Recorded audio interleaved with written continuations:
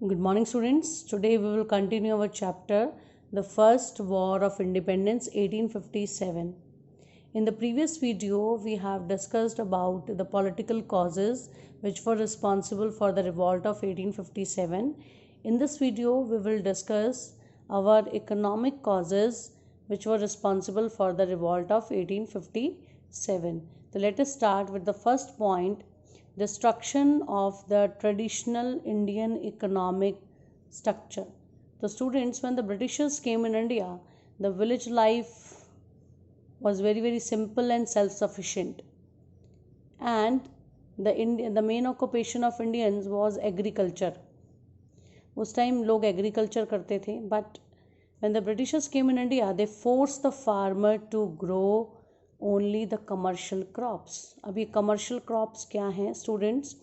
Commercial crop is an agriculture crop which is grow to sell for profit, जो market में बेची जाती है प्रॉफिट कमाने के लिए. तो at that time the Britishers force the Indian farmers to grow commercial crops like opium. Opium क्या होता है? Is a drug. Okay. Indigo is use for dye the clothes. Indigo होता है नील. जैसे आपकी मम्मी आपके घर में वाइट क्लोथ्स में नील देती है, ओके, वो नील होता था इंडिगो.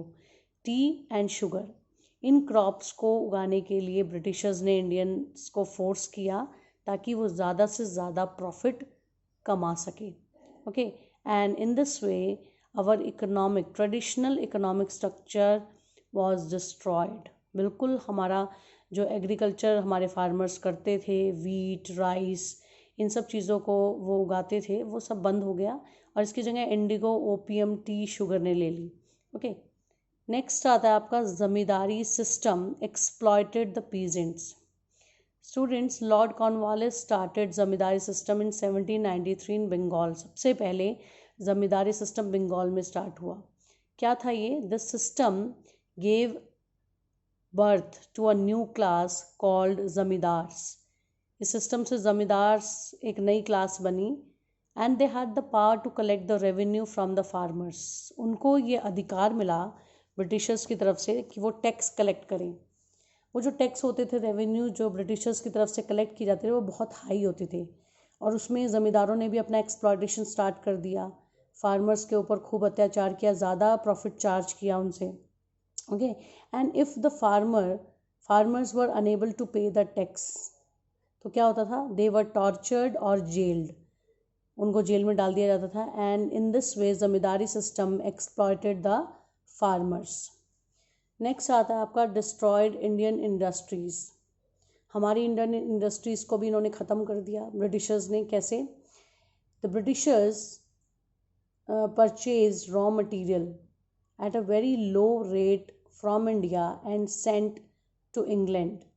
हमारे यहाँ से बहुत सस्ते दामों पर रॉ मटेरियल ख़रीदा जाता था और इंग्लैंड भेज दिया जाता था. उसके बाद the finish product were brought back to India and sold at a very high price in India for profit. बहुत ही ऊंचे दामों पर ये जो रॉ मटेरियल खरीदते थे, फिर यूरोपियन इंडस्ट्रीज़ में इनको भेज दिया जाता था. वहाँ पे माल तैयार करके फिर इंडिया में वापस भेजा जाता था और बड़े ऊंचे दामों पर उसे बेचा जाता था.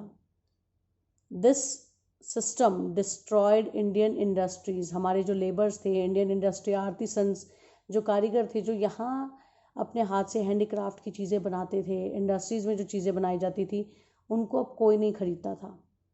तो जब कोई ख़रीदता ही नहीं था तो इंडियन इंडस्ट्रीज़ बिल्कुल बर्बाद हो गई. नेक्स्ट एग्जाम्पल है the princely states were annexed. As you know students, we have already discussed about this annexation under the policy of doctrine of lapse in the political causes. उसमें क्या देखा था हमने कि डॉक्ट्रिन ऑफ लैप्स पॉलिसी के तहत Britishers annexed the princely state. जिनका अपना कोई नेचुरल हायर नहीं होता था, उनको वो अपने कंट्रोल में कर लेते थे, उन पर अपना कब्जा कर लेते थे. In this way the Britishers got rent free land. Rent free land मिल जाता था and huge amount of money. इसका क्या रिजल्ट था? The common people face unemployment and poverty. बहुत सारे लोग बेरोज़गार हो गए, गरीब हो गए और लोगों की हालत बहुत ज़्यादा ख़राब हो गई. ठीक है. उसके बाद एग्जाम्पल है अवध का. when Awadh was occupied by the Britishers. हुआ क्या, जब अवध पे ब्रिटिशर्स का कंट्रोल हो गया तो उन्होंने जो नवाब के ऑफिसर्स थे दे वर डिसमिस्ड, उनको उनकी पोस्ट से हटा दिया गया and the army was breakup, जो आर्मी नवाब की थी उसको ख़त्म कर दिया गया. इन this way the 60,000 professional soldiers lost their livelihood. इस तरह 60,000 सोल्जर्स ने अपनी नौकरी वहाँ से गंवा दी. And these were the economic causes responsible for the revolt of 1857. These were the causes which dissatisfied the Indians. Okay, students, I hope you have understood the economic causes. After listening this video, you will read this topic with the help of your book. Thank you, student. Have a nice day.